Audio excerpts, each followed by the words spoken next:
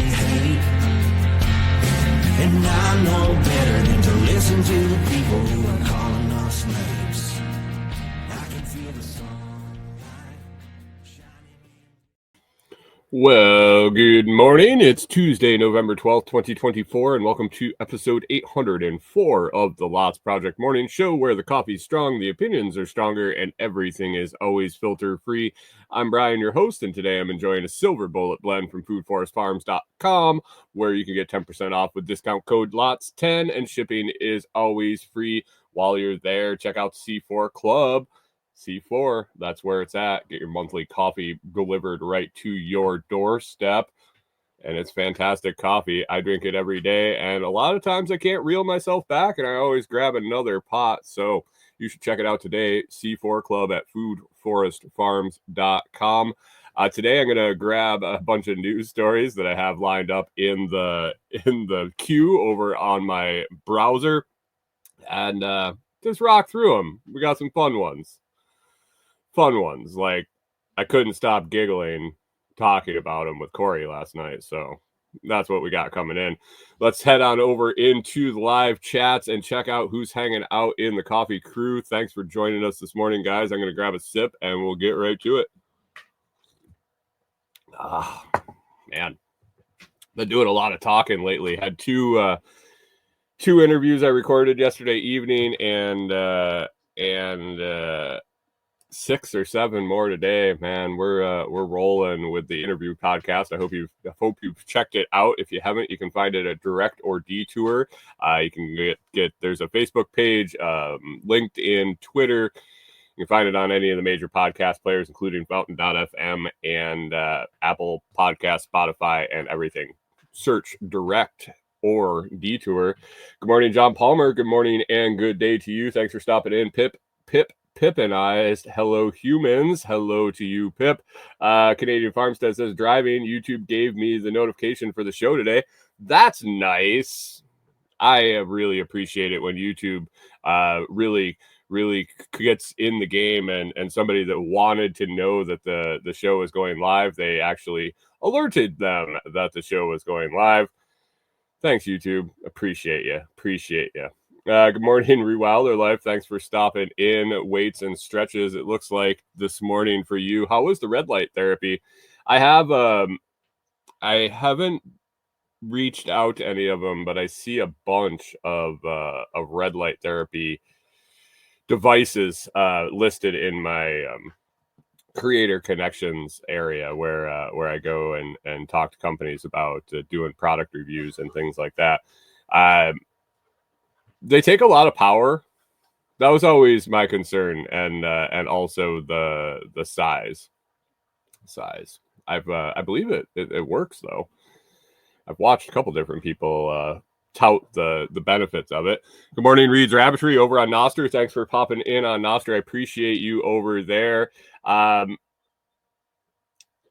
Life says it's so good for you. Just have to make sure the bulbs don't toss off toxins. Wait. Oh, like cheaper bulbs? Do cheaper bulbs put off something that they shouldn't? Guys, I'm back into this silver bullet blend. Brian must have roasted up a bunch of it, and he sent a bunch, which is fantastic. I love this stuff, but it is going to be in short supply. So I think he's getting me hooked on it, and then he's going to be like, "Oh, sorry, the Monsoon Malabar is gone. No more silver bullet blend." If you want to try it and you want to take a sample, definitely head on over and order that silver bullet blend. It's some good shit, guys. It is some good shit. Rewilder Life says, yes, these ones do because they are big. I have 250 watt Ruby Lux bulbs, but we have them in the utility lamps. Totals $45 for the set, $45 for the setup, and then they draw 250 watts. So interesting. I'm hoping to have enough solar capacity that it changes. I don't necessarily want to change my mindset as far as energy consumption, but right now,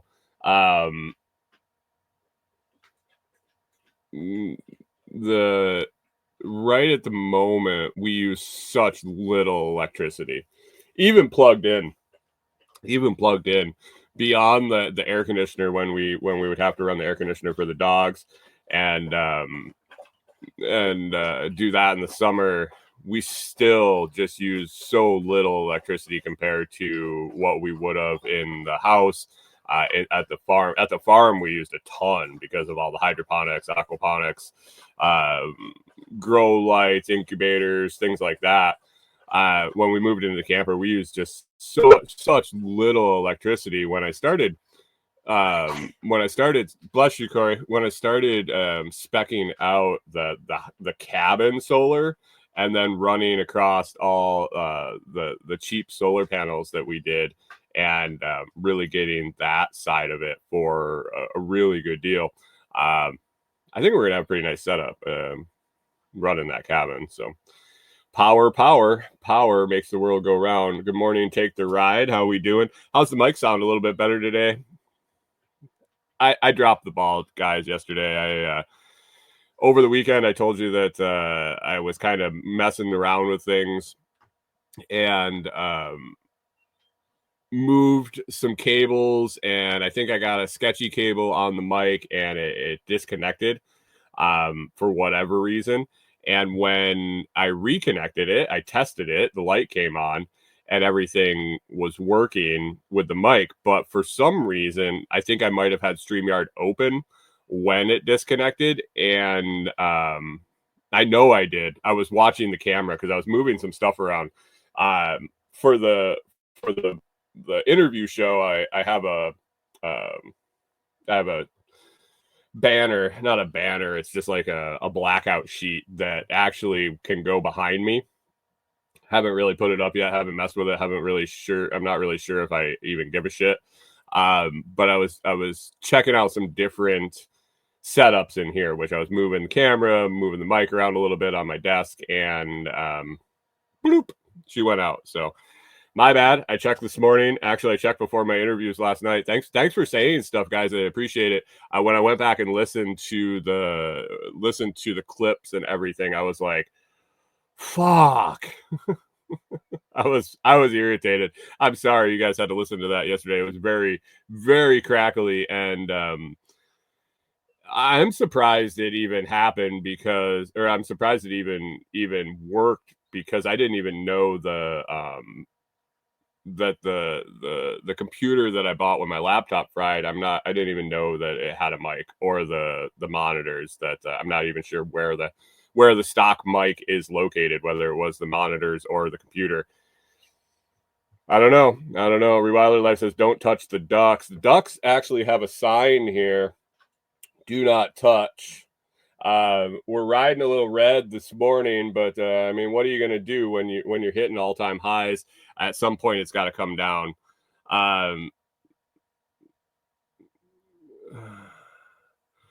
Reed's Rabbitry says, what's it called when that happens? Overdrive. When the mic pushes too hard and it crackles all on the edges. I'm pretty sure that's called overdrive.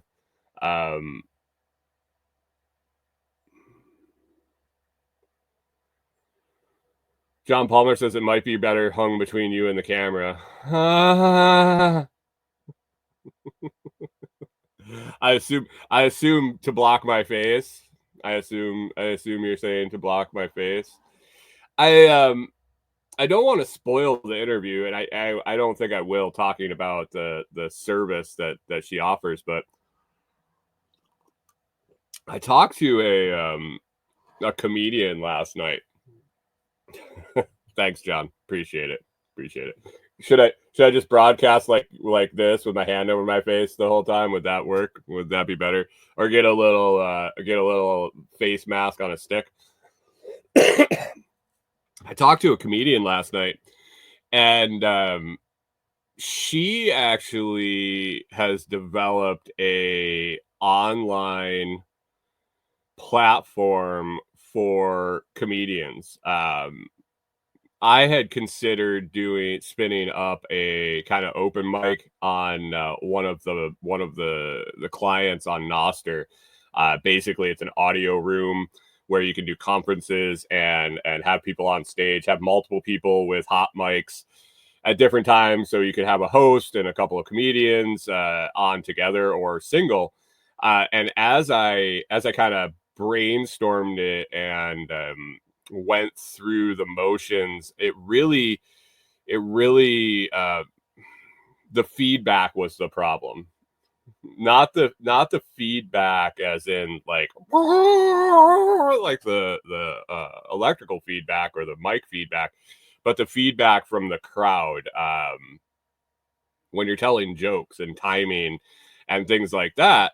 You need that audio and even visual feedback, which wasn't there. So it's not that the idea won't work. It's not that the idea can't work over on Nostr, but it just didn't.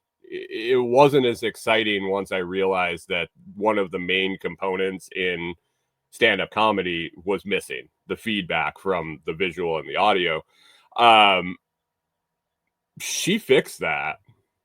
She actually went back to school. She got her master's in education, innovation, and innovation in business or something. Innovation and entrepreneurship was her master's degree. She built a team and they knocked it out of the park. From what I understand, I actually signed up for a test account and will be messing around with it. It might actually be a great platform to have this show. But basically it's like a online comedy club where it's an open room. So you can see and hear everyone in there. It's an open space where so if you guys were in the comments instead of typing comments, which you could still type comments in the back end, but you could talk. You can audibly give feedback. I'm checking it out. I think she's using it for comedy right now. They do a bunch of comedy shows there, free and ticketed events. Comedians can come on and they work on their craft. They have different rooms where they work on crowd work and heckling and just their regular stand-up routines and things like that. But then there's also ticketed shows and things like that. It seems really cool. It's called Plausible. Plauzzable. If you ever want to check it out, plausible.com. I don't think my episode with her is going to come out until the beginning of December. So if you want to check that out, it's pretty interesting. And I'm going to start messing around with it and see the capabilities beyond the comedian aspect. I think it opens itself up to a lot of different interactions. And I think that it can go to Nostr. It can stream live to YouTube, and so I don't see why it wouldn't be able to stream through Zap.stream also, like I'm doing currently over on Nostr. So appreciate all of you guys watching over on Nostr. I see the view count popping up a little bit over there, and good morning to you. Talk a little bit about Bitcoin today and Peter Schiff. Wow, that guy, he's something. Anyway, let's get into the news stories I got on the list for the day. So last night, I told you yesterday, I'm going to talk about left-handedness and right-handedness. The headline from that one was Bones from the 16th Century Shipwreck Suggest Left-Handedness Changes What Happens to Us When We Die. And also from yesterday on the list, I didn't get to have 14 religious myths debunked by archaeological evidence. I am not a religious scholar by any means. I got to a point where I was just like, no, can't go on any further. Too many contradictions and what ifs, and that's just not how my brain works. If it is how your brain works, that's fine. The more power to you. But I popped up this news article, and it was interesting. So I'll go through it and talk about talk about what they're talking about. But last night, as I was perusing show fodder, I came up with some new articles, and the one I'm going to lead with here is. told Corey. I told Corey I found an article for tomorrow's morning show, and I tried to read the headline to her, and I couldn't even get through it without giggling. So this one should be fun. Headline is from the Independent out of the UK. Headline as of Monday, November 11th, 2024. Scientists might have finally. Scientists. I can't even start to read it. I'm like a 4-year-old, guys. You don't even know. Scientists might finally have worked out the big mystery of Uranus, and space weather might have to be to blame. Got through it. It's not even that funny. It's not. It's something about growing up telling Uranus jokes that it just is in the back of my head. I can't not giggle when I talk about Uranus. Jesus Christ. Oh man. Here we go. Scientists may have explained a mystery that has puzzled us about Uranus for decades. I didn't know they were looking into my anus. Researchers believe the data that appeared not to make sense was collected by a powerful solar storm in 1986. They've been thinking about my anus since 1986. Since 1986, NASA's Voyager 2 flew by the 7th planet in the solar system, providing scientists with their first and only glimpse of Uranus and shaping their understanding of it since. However, there were some unexpected findings. When they looked in Uranus, there were some unexpected findings, which experts now say were down to about what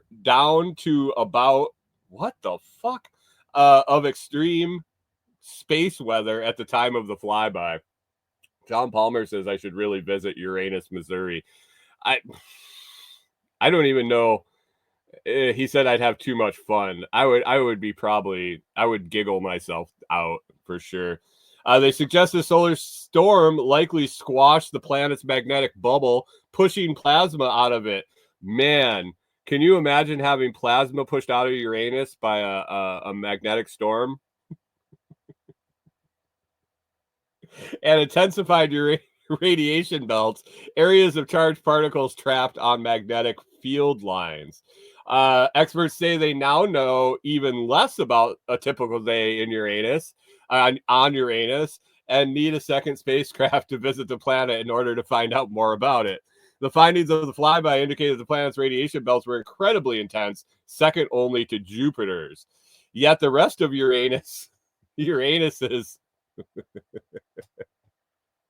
magnosphere, the magnetic bubble, was nearly empty of plasma, gas atoms, or molecules with electrical charge, meaning no apparent source of charged particles to feed those belts. Because of nearly empty megasphere, Uranus's 5 moons were assumed to be inert dead worlds with no ongoing activity. However, the new findings published in the Nature Astronomy suggest they could be active after all and may even have oceans. There's oceans on the moons of Uranus? I can't read the rest of this.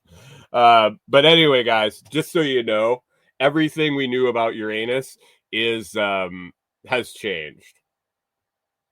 Since 1986, we've gone under the assumption of one thing about Uranus, and now here we are in 2024, and we're finding out everything we thought about Uranus is wrong. Well, how do we move on from here? How do we move on? Oh, fuck. Anytime I see that word, I just get giggly. I'm sorry. It's my guilty pleasure. My guilty pleasure. Another guilty pleasure I got here is Bitcoin, and I just this morning, it was posted 47 minutes ago, and I was just rolling through. Anytime I see Bitcoin and Peter Schiff in the same headline, I kind of slow down and take a peek because it's got to be comedy gold.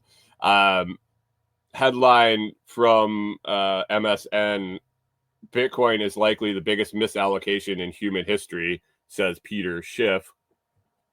Sell all your Bitcoin, guys. Sell it all. I mean, there's no fucking point in having it. We should throw the ducks away. We should walk away from Bitcoin now. Peter Schiff says it's the biggest misallocation in human history. In recent tweet, core Bitcoin critic, weird, Peter Schiff doubled down on his bearish stance about cryptocurrency. He labeled it the biggest misallocation of human resources in human history. Excuse me. Schiff, who has long argued that Bitcoin and other digital assets lack intrinsic value, described the surge in popularity around Bitcoin, crypto, and blockchain in general as the biggest example of popular delusions and the madness of crowds in world history. I'm pretty sure that may be both MAGA and TDS. I have to say that mass delusion of grandeur on both sides of the U.S. political election, I would have to say, would be one of the biggest examples of popular delusions and madness of crowds in world history. Not Bitcoin. Thanks, though, Peter. Thanks. Good morning, Jeremiah. Thanks for stopping in. Talking about the leading asset, talking about Bitcoin, Schiff says, quote, "This is likely the biggest misallocation of resources in human history. Not only will the net losses to society be staggering, but Bitcoin itself will do more to tarnish the reputation of libertarian capitalism and the concept of sound money than any failed government program ever has."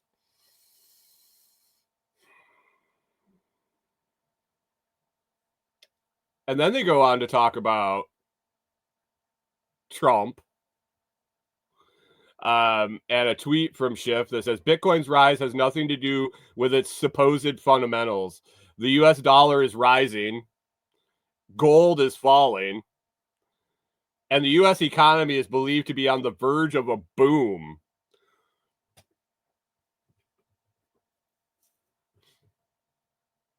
Wait.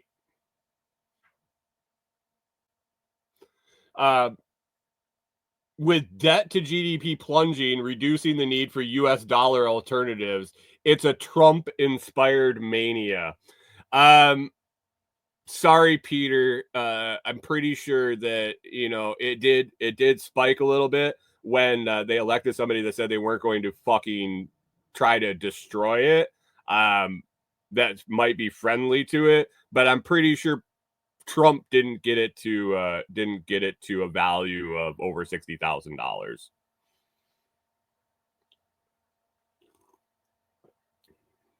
Pip says, I don't know. Government fails pretty hard and often. Peter Schiff, man. Hey, Peter, what should I do with all my Bitcoin money that I made when I sell it or not? What should I take my Bitcoin that I've made 200+%, 400+%? And what should I do? Oh, you should put it into gold. Buy gold with it. I mean, this isn't financial advice by any means, guys, but I would seriously consider offloading all your Bitcoin and picking up gold. Now a word from our sponsors, Gold Line. Fuck. The dollar is rising, gold is falling, and the U.S. economy is believed. Who the fuck believes the U.S. economy is on the verge of a boom? Like, seriously. I know we're gonna roll tariffs and we're gonna bring manufacturing back, blah blah blah, and all that shit. We're gonna drain the swamp. Blah. Who the fuck thinks that the U.S. economy is on the verge of a boom? Maybe the inflation will boom. Maybe it's about to blow up. That I decoded Peter Schiff. He wants to buy all the Bitcoin himself, so he's trying to keep people out of it. That's what it is. all this price increase is all because of Trump. It's all a mystery. No fundamentals or intrinsic value. Fuck Bitcoin, guys. I'm done with Bitcoin. Does anybody want my Bitcoins? I might just take my Jade hardware wallet, throw it in the Tennessee River, along with all my seed phrase. Fuck it. Peter Schiff says, buy gold. Trump's crypto promises drive Bitcoin to record high.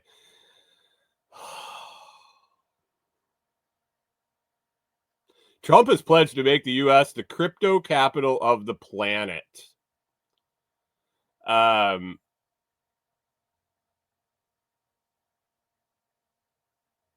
He's got a ways to go behind El Salvador. I wouldn't be opposed. Now, Donald Trump can come in day one and let Ross Ulbricht out of jail, turn cryptocurrency into turn using cryptocurrency into a non-taxable event, and several other things that like abolish the Department of Education. abolish a lot of things would be the thing that he can do to help. But Reed's Rabbitry says, yes, please fact check. Well, I haven't. Are you talking fact check on the fact that I'm going to dump my Jade, or that Trump says the crypto is going to make the U.S. the crypto capital of the planet? I don't know, guys. I'm not losing my Viver and Beaver for Bitcoin. Don't worry. Peter hasn't gotten to me yet. Oh, the thing about Trump, I mean, he it's hard to tell what he says that is actually going to happen, in my opinion. Like any politician, in my opinion, is fucking lying. Pip says gold's so shiny. Yay. Any politician is it's hard to believe for me. Very few I can take for face value what they're saying. Bits and pieces, little scraps of what they say usually ends up coming true. But man, if some of the shit that he says that directly impact me comes true, and it is what it is, good for him. He's going to do it regardless of what I think, what you think, or what anybody else thinks. So we'll see what happens. Buckle up. It could get fun. We were talking in the chat yesterday about where this top is on this run. So I don't think anybody hanging out right now is new to crypto, new to Bitcoin. When did throw in the chat when you started? I don't know. I don't want to know when you bought Bitcoin. I doubt anybody actually has bought any Bitcoin in this group. But when did you start? When did it come onto your radar? When did you start kind of pay attention to the price, kind of pay attention to the cycles, things like that? Recently, when it was, where was your price? Was it 20 grand? Was it 10 grand? Was it 6 grand? John Palmer says spring of 2020. Okay, so you haven't experienced a full cycle yet. You were right at the end of the you were 12. Okay, so you were close. Was that the last? Was that at the beginning of the last? I'm trying to get this timeline in my head. Pip says about 2017 is when I started listening to TSPC talk about Bitcoin. 2017, I started. It was on my radar. 2012 kind of jumped the ship and didn't really think about much. And then come 2015, 2016, 2017, in there, I really started to to look into it again a little bit. I was like, this sat in my memory. This is still rocking around in there, and it's still around. So maybe I should start paying attention. So watching these cycles, it'll go like crazy, and it'll pull back and jump like crazy and pull back. And I don't suggest it, but there's a possibility for some accumulation of more Bitcoin if you got the balls and the and you don't worry about losing it. But it definitely has peaks and valleys on the way up, and then a major pullback at the end, 20, 30, 40, 50%. Not financial advice. Is that why they're squelching me? Is that why my signal is dropping out? This is definitely not financial advice by any means. John Palmer says, I heard a good one this morning. Brandon Herrera for ATF director. That name sounds familiar. Name sounds familiar, but I can't place it off the top of my head. I assume that he's probably a pro gun guy. Alex Jones for press secretary. The frogs are gay. Have you heard some of the interviews with Alex Jones where he's like, yeah, I just had to keep getting more and more extreme. He's like, I don't believe half of that shit. I don't believe half of that shit. But I just had to keep getting more and more extreme. Oh, it's the AK guy that ran for Congress in Texas. Okay. Okay. How about we just get rid of the ATF?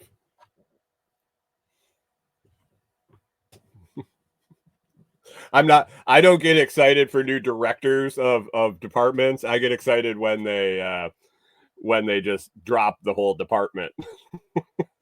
Does that work for you guys? Who's the new ATF director? I don't know. There's no ATF.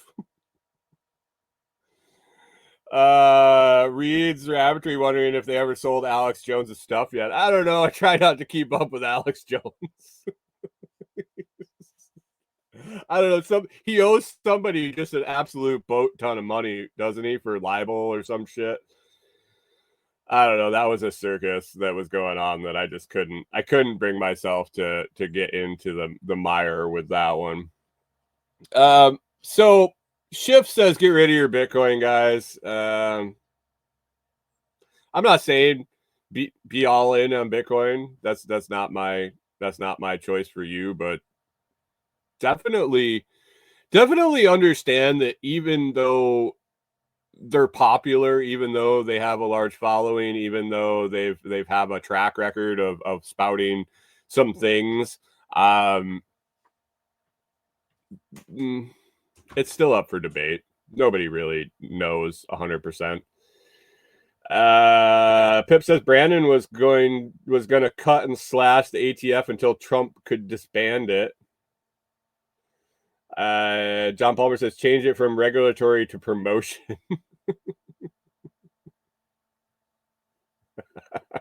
Take the ride. Take the ride says the ATF should be a section in the gas station, not a government organization. Well, I mean, make tobacco great again. I saw so everybody smokes in Tennessee. Well, I shouldn't say everybody smokes. A larger percentage of people, you notice it more, I guess. And I don't know if it's because we're in a small town or a small rural area or what. I'm guessing it's that we're in tobacco country ish. I think. Pips has turned the ATF into a shopping center. That's a t-shirt, dude. Hold on. I only have 7 interviews today. Why would I have time to take notes and try to make a new t-shirt?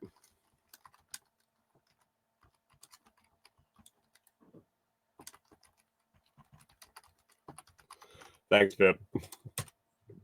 I doubt it'll happen today. It'll get buried. It'll get buried. But I noticed a bunch of people smoke around here. One, where I think we're in tobacco country. Two, the taxes are way lower, and three, I think they targeted it less than Minnesota.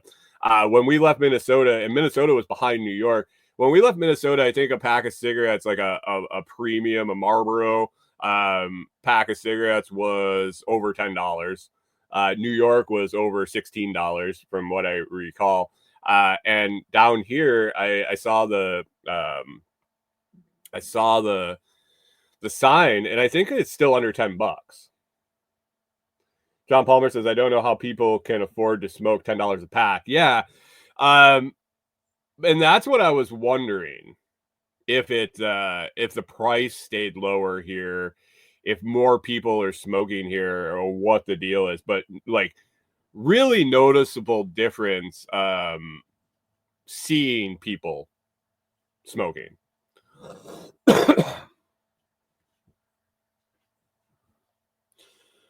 Reed's Rabbitry says, wait, you're saying vice taxes work? I'm saying it's a false premise if they want to use it as a tax, because then they allocate the money, and if their system works and vice taxes work, the revenue goes away.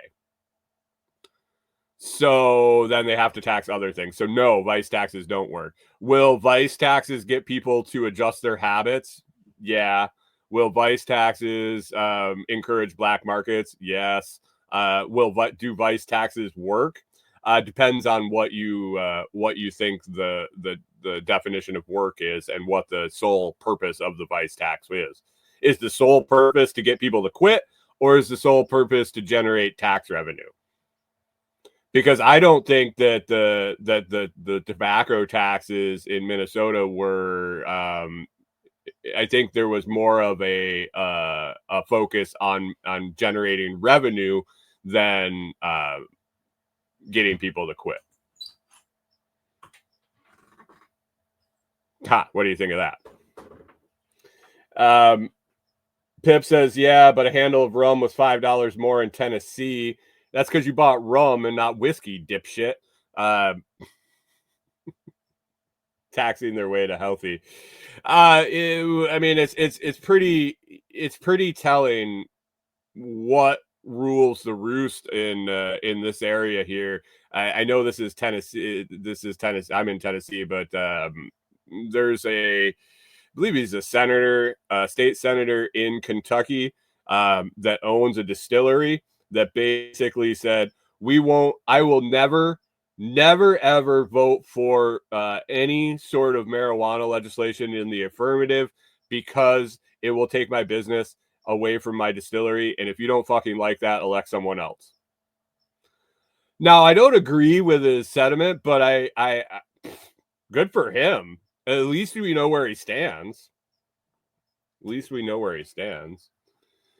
John Palmer says it's all poison.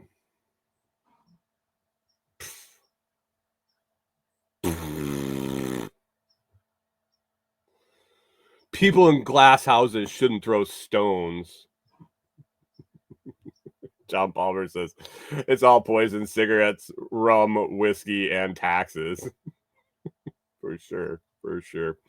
I see a lot of push. Has Trump? I don't know if anybody's followed it enough, but has he? Was he spouting property tax repeal or some shit like that? Because I've seen since the election day, I've seen an uptick in repealing property tax memes, and I don't know what the catalyst for that was, but that would be phenomenal. If we could go all consumption tax, I would be perfectly fine with that. If I don't want to pay it, I don't buy shit. It has to be done right. But I do understand the need for tax. I do understand the need for generating revenue, for running things. Let me pay it by what I choose to consume, and not because I own something. Oh, all right. Well, we'll say goodbye. Oh, Reed Rabbitry is wondering what Peter's job is. It's to shill gold. Basically, I'm pretty sure his job is. I think he's a financial analyst. Peter Schiff, financial analyst. He's gonna fuck you. You listen to him, but I think he makes a large sum of money shilling gold line or gold something or whatever. I don't know. It's probably advertised on this fucking article that they wrote about him. I don't see it anywhere. All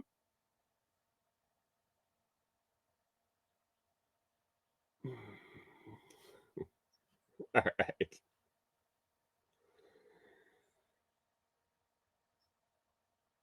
John Palmer says have a lot less things means less tax needed. Oh, yeah. Oh, for sure. There has to definitely be a gutting of the infrastructure and the machine to reduce the fuel consumption. But yeah, if we could, if you got down to essential functions of the government, how much would it actually take to run? Let's cut health and human services. Let's cut welfare. Let's cut all of that stuff. Let's reinstitute that back into private charity. All sorts of departments. I can't even start to name all the departments because I don't even know where to fucking start in the shit that's just not. It doesn't have to happen. What about the poor people? Yeah, if they didn't take all the fucking money from everybody to pay taxes, you know what they used to do before welfare? They used to get help from local organizations, churches, stuff like that. People donated to that. People tithe to charities. And as taxes go up, those donations go down. So the poor people need more help, which they raise the taxes because they don't have enough money. Oh, it's weird because it's inefficient when we give our money to the government to help people. John Palmer says only thing is high unemployment until all those government employees get replacement jobs. Ain't that the truth? Isn't the government the largest employer in the country? What do we do about that? Because I would have to say 80% of them are fucking useless. Have you ever interacted with a government employee? How many times out of 10 that you interact with a government employee are you like, man, they did a smack up job? And not just because you disagree with what they're fucking doing, but just because they did a decent job at what they do.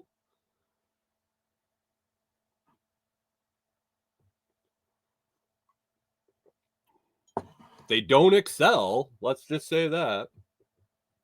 They have stereotypes for a reason. Let's talk about left-handers. I got a family full of them. My mom's left-handed. My sister's left-handed. Luckily, I'm right-handed. Those weirdo lefties. This article from about a week ago. Bones from 16th century shipwrecks suggest left-handedness changes what happens to us when we die. And I put this story on the list. Now, it kind of interests me. The headline interested me. But as I read the article, I realized how empty the news cycle is when they're not just banging against one candidate or the other.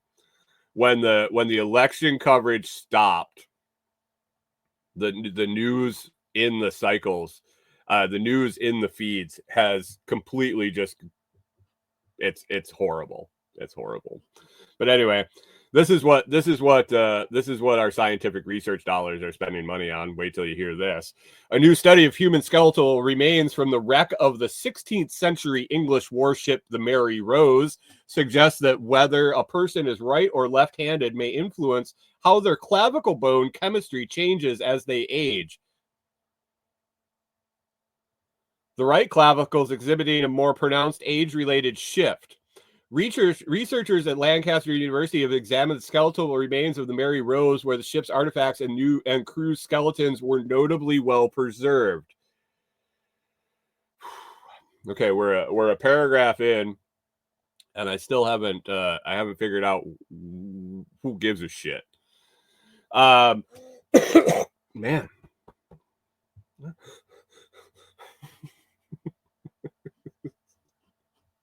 Researchers analyzed collarbones from the Mary Rose wreck using a non-destructive laser technique called Raman spectroscopy,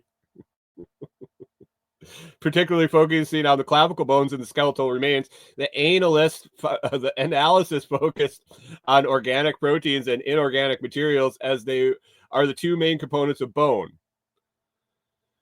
The study, which involved 12 male crew members aged 13 to 40, found that mineral content in the clavicle bones increased with age while protein content decreased.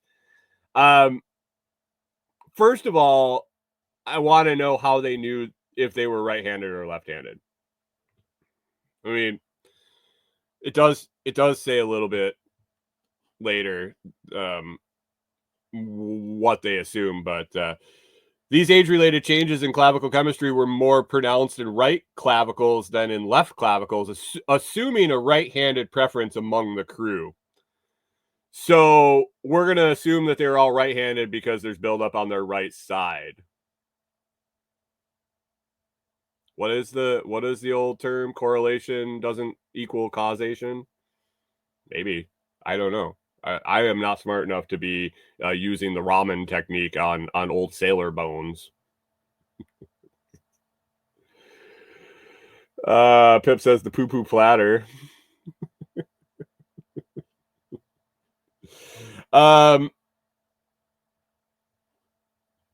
Assuming a right-handed preference among the crew, this finding suggests that handedness may have affected their clavicle chemistry, potentially putting more stress on the right collarbone during repeated ship-related activities. More people are naturally right-handed than left-handed. At the time when the Mary Rose sank, left-handedness was associated with witchcraft and therefore strongly discouraged, reflecting the negative connotation and superstition surrounding left-handedness in the 16th century. The difference in clavicle bone chemistry is believed to be linked to the increased stress and strain placed on the dominant arm due to repetitive tasks and activities. The physical demands of their work affected the way their bones grew and changed over time, according to the study. As the Mary Rose crew members aged, the mineral content in their bones increased, suggesting the physical demand of their work influenced bone development. What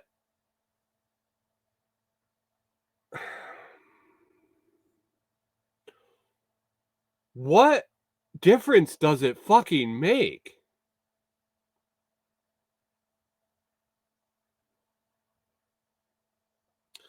In a press release, Professor Adam Taylor said, "This study sheds new light on what we know about the clavicle and its mineralization. The bone plays a critical role in attaching your upper limb to the body and is one of the most commonly fractured bones." Still, what are they trying to prove?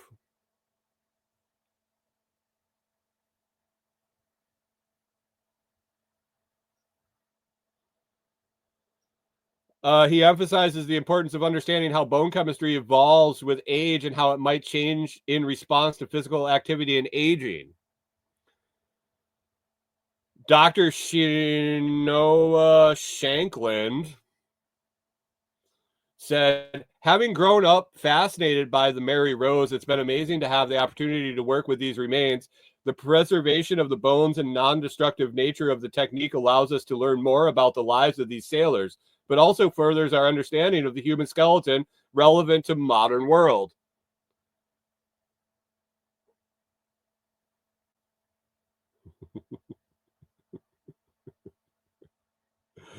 Dr. Gemma Kearns adds, "It's been a privilege to work with these unique and precious humans' remains to learn more about their life of sailors in the 16th century while finding out more about changes to bone composition as we age, which is relevant to today's health. Has been fascinating." I'm still trying to figure, like, this shit wasn't free. Like, these folks didn't like get this ramen laser or whatever it was called, the ramen technique with the laser. they didn't like just procure this thing for free and go about their business and do this testing and results. So this costs money, and it probably costs way more money than I even want to know, because it probably make me sick to understand how much they spent on this. What was the stated goal of this research? Were they like, well, we're going to find out if you use your right hand if the bone gets more calcified in the clavicle on the right side?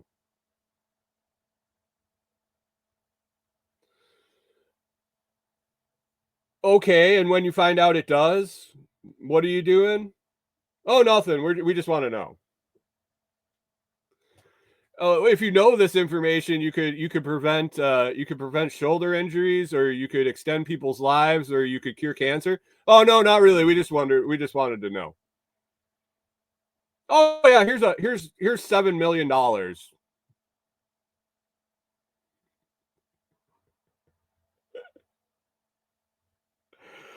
Top Palmer says, "Isn't a laser a noodle? It's a laser noodle. It's a noodle laser." Reed's Rabbitry says they had to justify using the laser. No shit. Like, I gotta. I can. Do you guys remember the question mark guy, the government grant guy, Matthew Lesko? You're all about the right age. Maybe, maybe the question mark guy, the government grants guy that was always doing the infomercial on TV. He'd like pop out. He'd be standing on the steps of the Capitol building. He'd be like, "There's free government money." I have an opportunity to book an interview with him. The guy's like 87 years old or 81 years old now. And I'm trying to not. Reed's Rabbitry says, I think he's still alive. Yeah, he's still alive. I could interview him. I'm trying to keep my focus on the podcast, not the fact that I saw the guy on TV when I was a kid and a teen and an adult.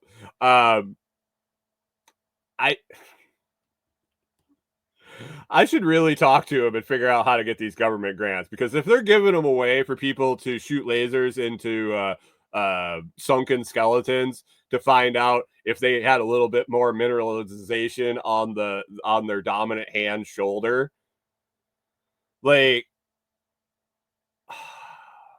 I think Reed's Rabbitry had it right. Just wait until they check out the arm bones and the leg bones. Maybe we could study if there's a subconscious toe preference. Are you right-toed or left-toed? I gotta figure out how to get my hands on some of that upgrade money. Jesus.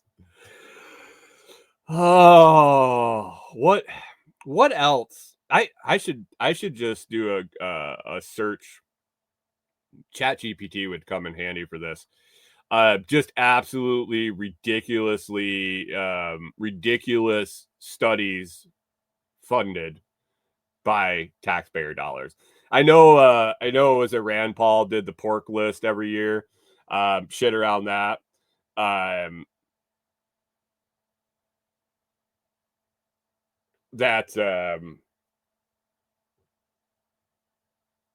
Yeah, he did the pork list. It started with Ron.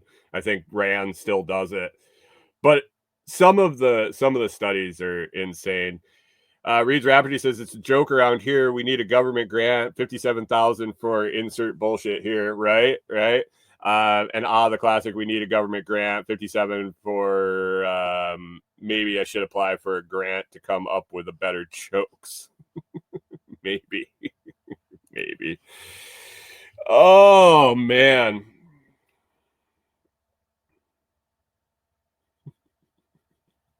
Reed's Rafferty says I have a bot in the chat. I do. It's called Cyborg. It looks like I got a bot in my live stream, which is fine over on Noster. He burned you pretty good for a bot. So Reed's Rabbitry lays a comment out on a Noster, saying saying How does this bot throw shade at Hunter? It's pretty bad. It's pretty bad when a bot's just trashing on you.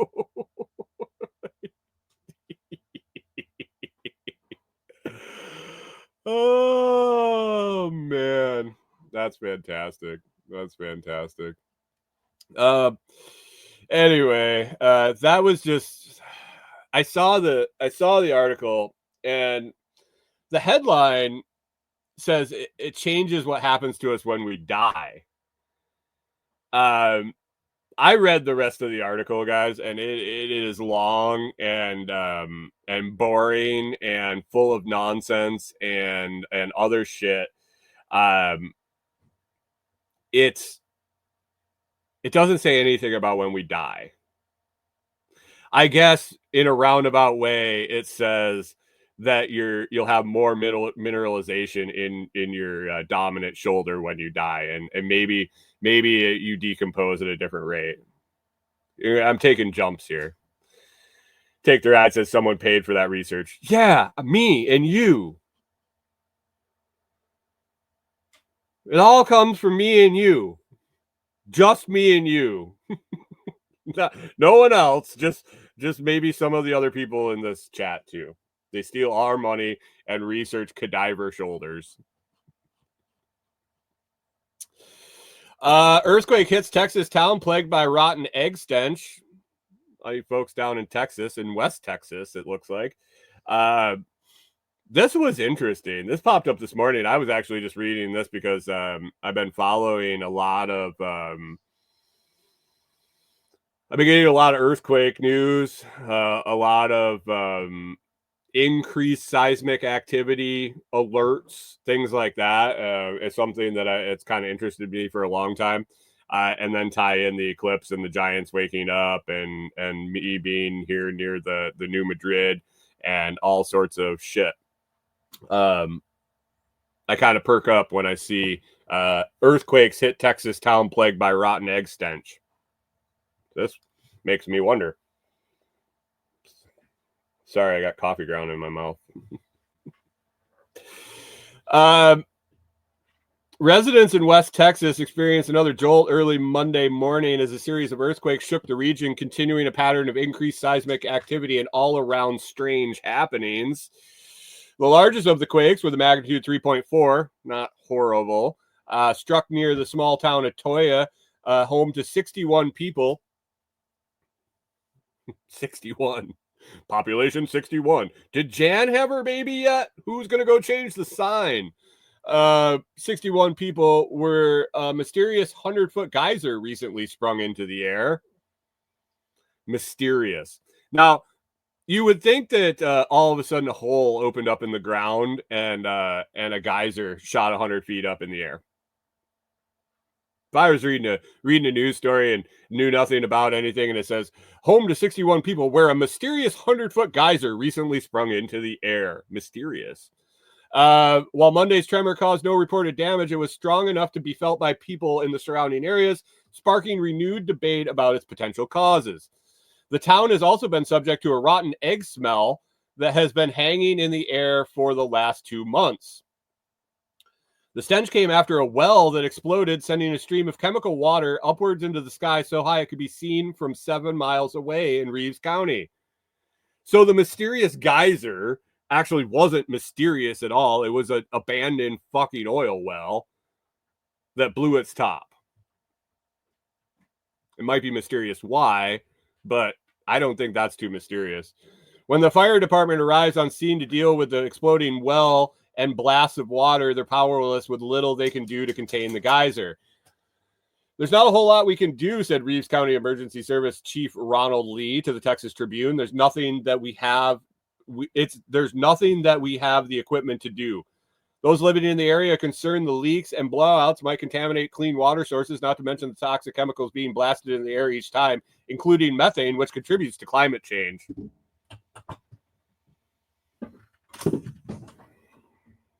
Methane. Cow farts. It's blowing cow farts, and this is where they've been storing all the cow farts in West Texas, and now they're finally exploding. The Railroad Commission of Texas has spent $25 million to plug known orphan wells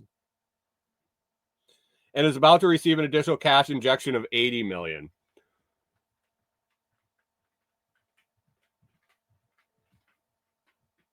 The Railroad Commission of Texas. Why? I can't do that one. I can't get into why the Railroad Commission of Texas is capping orphaned wells. Not Orson Welles, orphaned wells. Railroad Commission. Railroad Commission sounds like something that would deal with railroads. I guess not. I guess they deal with orphan wells.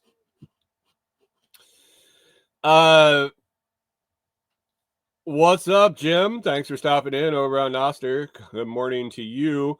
Yet there appears to be no way to plug the orphan wells before they blow with communities. Those orphan wells, they're just going around blowing everybody, with communities also not equipped to deal with them. The commission has so far plugged 737 wells, which is only about 10% of the number of estimated orphan wells in Texas. Part of the problem is also down to lax regulations, with companies simply abandoning wells after they no longer produce oil, water, rather. Guys, this paragraph right here, part of the problem is also to lax regulations, with companies simply abandoning wells after they no longer produce oil or water rather than properly sealing them.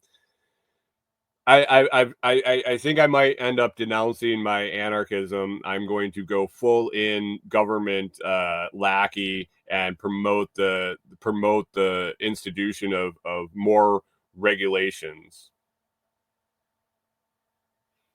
We need more regulations so orphan wells don't blow people in Texas. I don't know. John Palmer says the railroad in bed with big oil. Surprising. Yeah, weird. Toya's well, for example, is 11,331 feet deep and was drilled in 1961 by the El Paso Gas Company. Oh, not the Texas Railroad Commission. The El Paso Gas Company. It had been inactive for decades. Is the El Paso Gas Company inactive? Is the El Paso Gas Company defunct? In terms of seismic activity, according to the U.S. Geological Survey, which monitors seismic events nationwide, Monday's quake was part of a larger trend of frequent earthquakes in Texas. 2 additional smaller tremors, 1.3 and a 1.6, were also recorded Monday morning. Although minor, they are part of a growing number of quakes in the state. West Texas has seen a notable uptick in seismic activity over the past several years. In September, a 5.1 magnitude earthquake sent shockwaves across the state, with tremors felt as far as San Antonio and Austin. Some pretty interesting pictures of this geyser. They were followed by another significant event in October when a 3.5 magnitude shook the Toya area. The same Toya area. Jim's driving to Texas. What are you doing in Texas, Jim? A shake of such magnitude can cause hanging objects to swing, but damage is unlikely to occur as a result. Wait, what? Experts say these stronger quakes signal a concerning rise in both the frequency and intensity. They say, is Texas going to break in half? Oh, now they're talking about fracking. Not good. Not good, guys.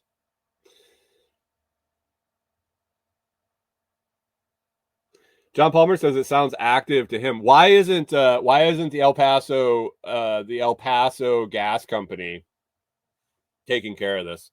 Oh, Jim, you're going to Jack's. Jim's going to Jack's. Have fun, Jim.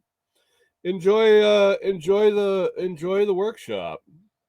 Hopefully you have lots of fun times and giggles. Reed's Rabbitry says Texas is held up by Mexico. That's good. That's good. What else do we got here? Are you guys ready for Tyson Paul? You guys ready for Mike Tyson and Jake Paul on Friday? Anybody putting money on it? What a shit show this has been. I mean, is it interesting to anybody at all? I have a soft spot in my heart for boxing in general, and Mike Tyson, growing up in the 80s and watching that guy just pummel everybody he fought, and then watching the ear incident live, watching him go to jail, like watching the guy's shit show of a life, from the beginning and kind of evolving with it and watching it. I have a little soft spot for Mike Tyson. I hope he beats the living shit out of that fucking asshole. I hope Tyson, and I don't know, the dude's in his 50s. I think people of my generation romanticize the Iron Mike from the 80s and early 90s. I don't know, man. He's fighting a kid. He's fighting a kid that's several inches taller than him. I think he's got 3 inches and 5-inch reach. I think I saw in here. Now, in the 80s, if you said that, you don't even talk about that shit. 3 inches taller and 5 inches extra reach on Tyson. In the 80s, it wouldn't have mattered. In the 90s, it wouldn't have mattered. It wasn't irrelevant. Fighting a kid that's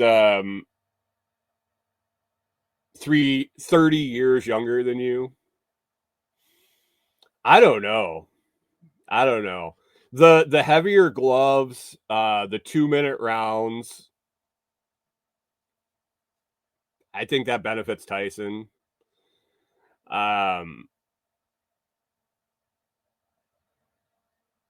Rue Other Life says, doesn't he have to nail a few hits? Yeah, he does, and that's all. That's it. Maybe.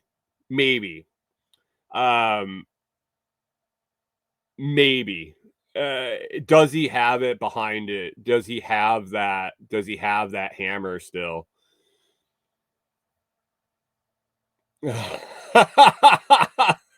Reads Roundtree says, no money. I kind of want an old man to beat the ever loving shit out of the kid, but he's a good fighter. Who? Jake Paul? Jake Paul's good at running his fucking mouth. And then he says, punch him in the dick and chew his face off. I think that's fantastic. I think he should do a Hannibal Lecter and just and eat Jake Paul's face. Run right up and just kick him in the balls and start and bite his nose off. End the dude's social media career immediately. If anybody's wondering, Jim should be in the Dallas-Fort area this evening sometime. John Palmer says, I wouldn't step in the ring with either. I mean, no. I'm not a boxer. I don't think at any point in my life I've really wanted to step in the ring with a professional boxer. Whether I think he's trash or not compared to other boxers doesn't mean that I want to fight him. It'll be interesting. Is it all staged? Are we to that point?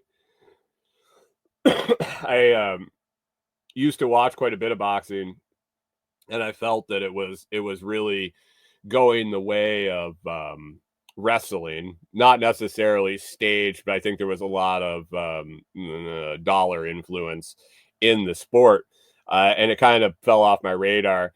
I don't know if it's continued to go that way. Is it still as big of a show, or did MMA basically take the circus show away from boxing? Has boxing got back to actual boxing? Is this a publicity stunt to reinvigorate the interest in boxing, or is this just a way to make money and put a show on? I don't know. It'll be interesting to see. Is it pay-per-view? I think it's on Netflix or something. I don't even think I'll end up getting to watch it because I won't pay. I won't pay to watch it. I'm sure it'll be all over the interwebs within hours, if not for free somewhere. But if somebody knows where you can watch it for free, let me know, because it's not that important to me to pay for it. But that's coming up Friday night, I believe. Yeah, Friday night the 15th. It'll be interesting. It'll be interesting to see. Anyway, guys, I think we're going to wrap it up. We'll save 14 religious myths debunked by archaeological evidence for tomorrow if it fits in the show. John Palmer says, take away all the silly rules. The silly rules for the Tyson Paul fight, or the silly rules for boxing in general?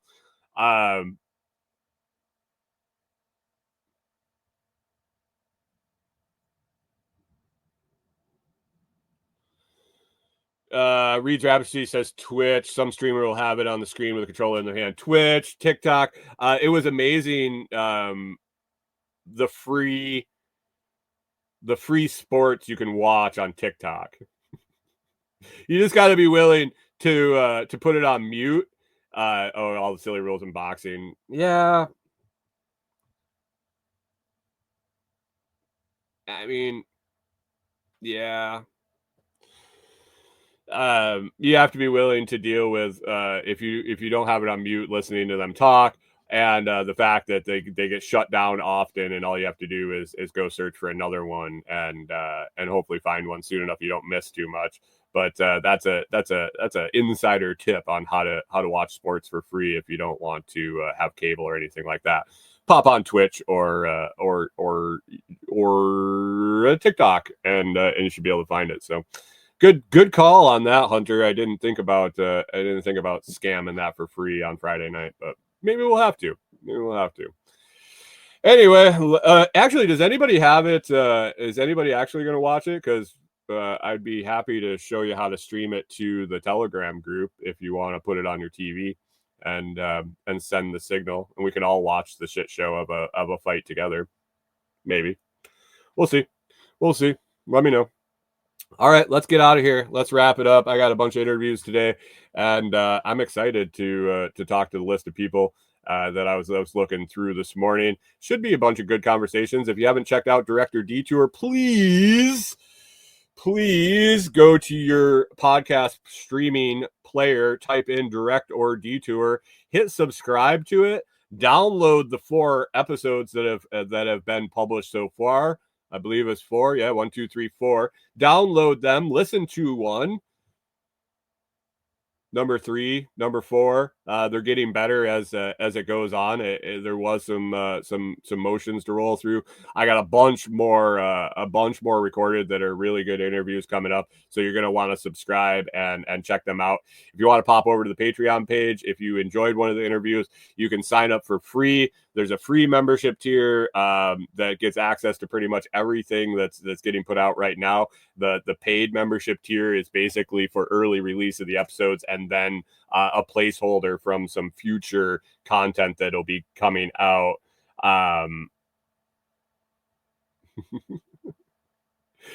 Some future content coming out for that paid tier. But if you want to go over and check it out, and I started turning off the notify patrons. I found that button, John Palmer. I found the button to turn off all the instant notifications. Probably going to be down to just when the episodes are released, and not all of the notifications. And you can also go into Patreon and change those settings yourself, which notifications you receive. So download Director Detour, guys. Do me a favor, get that count up. If you use Apple Podcast and like it, if you use Apple Podcasts and like the show, or even if you think it's mediocre, if you'd pop on and give it a review, give it a 5-star review, hopefully, and write something up, that helps get it into the get spread out and show up in search results. And if you got somebody that you think might enjoy listening to the interviews, check it out. Have them send it over. Spread the word. It might not be something you like, but maybe somebody you know. I appreciate everybody listening and hanging out. It's Tuesday, Tasty Tuesday, Taco Tuesday, Thirsty Tuesday, something like that. I don't know. Anyway, I hope you all have a fantastic day and get a bunch of shit done and enjoy the beginning of this week. Make it happen today, and we will catch up to you on Hump Day.